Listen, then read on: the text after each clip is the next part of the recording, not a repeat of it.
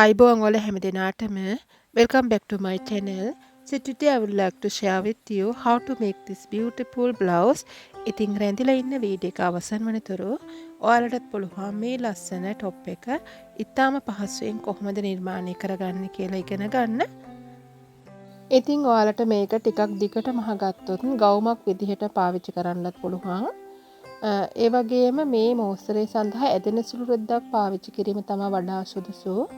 ඔයාලට කැමති නම් ඔයාලට පුළුවන් බුරුලක් රහිතව බේසික් බ්ලොක් එක මේ සඳහා පාවිච්චි කරන්න. මොකද අපි මෙතනදී යම්කිසි කැපීමකට ලක් කරනවා අපේ ඉදිරිපස පළුව. එතකොට ඉදිරිපස පළුව උපයෝග කරගෙන ඔයාලට පිටුපස පළුවත් ඉතාම අඩු කාලයකදී නිර්මාණය කරගන්න පුළුවන්. ඉතින් ඔයාලට අවශ්‍ය උසක් ගන්න පුළුවන්.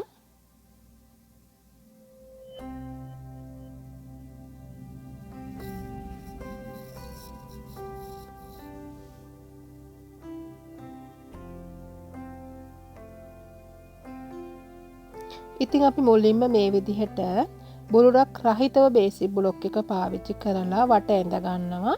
මතක තියාගන්න මම මේකට සයිඩ් ඩාට් එකක් දාන්න නැති නිසා මම උරහිස මුදුනේ සිට ගත්ත ඉන උසින් අඟලක් ඉහළට තමා ලකුණු කරගත්තේ. මොකද අපි ඉදිරිපස පළුව නිර්මාණය කරනකොට අඟලක් වැඩිපුර දාලා තියෙනවා මේ බේසික් බ්ලොක් එක නිර්මාණය කරන්න.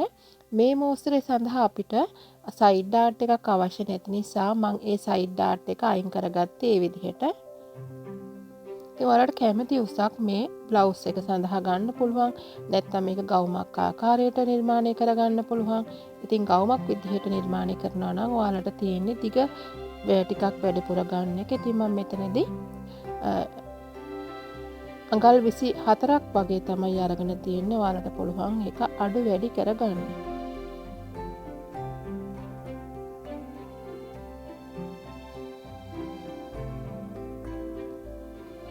දැන් මෙතන ඉන ඩාට් එක මම අගේ දීලා තියෙනවා. ඒ වුණාට මම ඉන ඩාට් එකක් මේකට මහන්න යන්නේ නැහැ. ඒ නිසා තමයි මම ඔයාලට මේක ඇඳලා පෙන්නුවේ. මොකද අපි මූලික පතුරම නිර්මාණය කරගන්නකොට අපේ ඉන වට හතරට බෙදලා අපි ඒකට අඟලක ඉන ඩාටයක් එකතු කරගෙන තියෙනවා. ඒ අඟල ඩාටේ තමයි මේ තියෙන්නේ. ඉතින් ඔයාලට ඒකත් අවශ්‍ය නැත්නම් ඔයාලට පුළුවන් ඉනෙන්ගේ අඟල උනත් අයින් කරගන්න. මොකද මේක මම කලින් කිව්වා වගේ ඇදෙන සුළු රෙද්දකින් නිර්මාණය කරනවා. ඒ වගේම අපි මෙතන ස්ලෑෂ් කරගන්නවා මේ විදිහට. එතකොට ඔයාලට මේක ඉඩ ප්‍රමාණය වැඩිපුර ලැබෙනවා. ඒ නිසා තමයි අපි බුරුලක් රහිතව බේසික් බ්ලොක් එක පාවිච්චි කරන්නේ. අපිට මේ A-line හැඩය මෙතනින් ලබා දෙන්නේ හරි අපූර්ව විදිහට. ඉතින් ඔයාලටත් පුළුවන් මේ විදිහට බ්ලොක් එක ආධාරයෙන් ලස්සනට මේ A-line හැඩය මේ කඩා හැලෙන ස්වභාවයත් එක්කම ලබා ගන්න.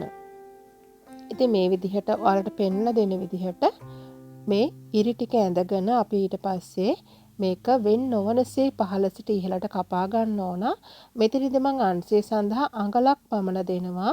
A-line හැඩයට ඔයාලට ඊට වඩා වැඩිපුර ඕන නම් ඔයාලට දෙන්න පුළුවන්. ඊපස්සේ මම මේ විදිහට හැඩ කරගන්නවා. ඉතින් මේ ඉන ඩාටේ හරි මැදින් මේ විදිහට සිරස් රේඛාවක් ඇඳගෙන ඒ දිගට තමයි අපි මේක කපා ගන්න ඕනේ. ඒ වගේම අපේ කරපළලින් මූලික කරපළලින් අඟලක් අඩු කරගත යුතුයි. කර ගැඹුර ඒ විදිහටම ඔයාලට පාවිච්චි කරගන්න පුළුවන්.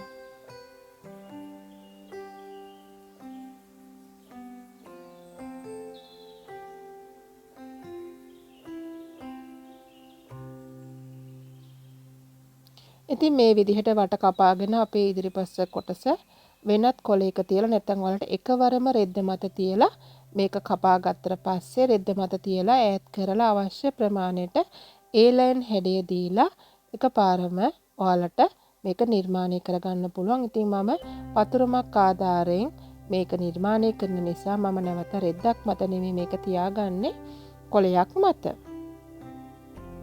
ඉතින් මෙන්න මේ ආකාරයට ඔයාලට කැමති A-line හැඩයක් දෙන්න පුළුවන්.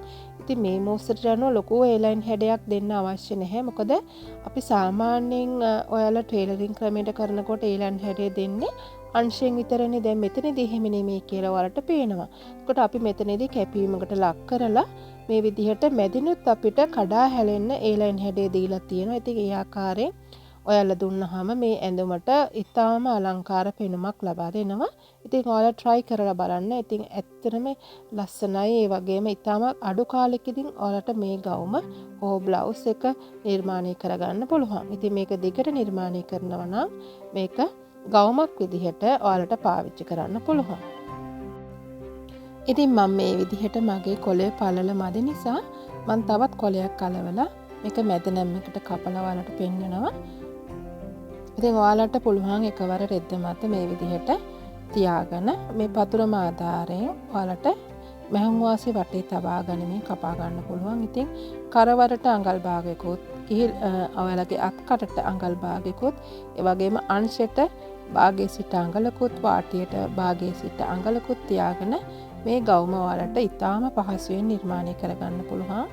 ඉතින් මෙතනදී ඔයාලා මේ A-line හැඩේ තියාගන්නකොට එක ප්‍රමාණයට තියාගන්න උත්සාහ කරන්න අඟල් 2ක් හෝ අඟල් 3ක් හෝ තියාගන්න පුළුවන්. ඉතින් ප්‍රයට් ගතිය අඩුවෙන් නැත්නම් මේ A-line ගතිය අඩුවෙන් ඕන නම් ඔයාලට පුළුවන් අඟලක් උනත් ඈඩ් කරමින් තබා ගන්න. ඉතින් හරිම පහසුවෙන් ඔයාලට මේ ගවුම නිර්මාණය කරගන්න පුළුවන්.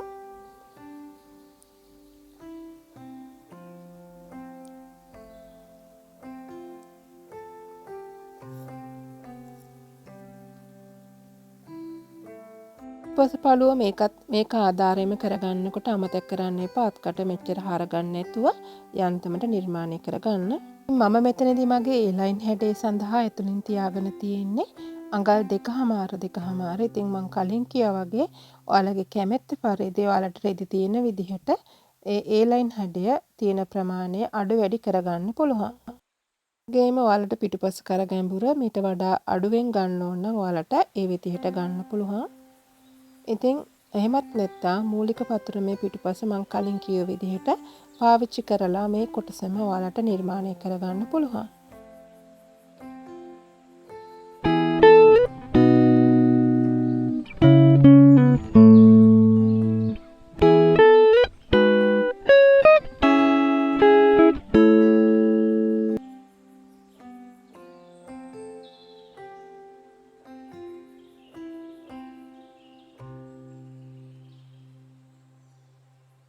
ඒ වගේම ඔයාලට පිටුපස කර මේ ප්‍රමාණයටම ගන්න අවශ්‍ය නම් නැවත ඔයාලට පිටුපස කොටස ආධාරයෙන් ඔයාලට මේ ගවුමේ පිටුපස නිර්මාණය කරගන්න අවශ්‍ය වෙන්නේ නැහැ.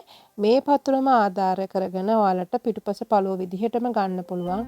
එහෙමත් නැත්නම් බේසික් බ්ලොක් එකට අදාළ පිටුපස කොටස නිර්මාණය කරලා නැවතත් ඔයාලට මේ කියලා දුන්නු ආකාරයටම පිටුපස පළුව කපාගෙන වෙන වෙනම නිර්මාණය කරගන්න පුළුවන් ඉදිරිපස සහ පිටුපස.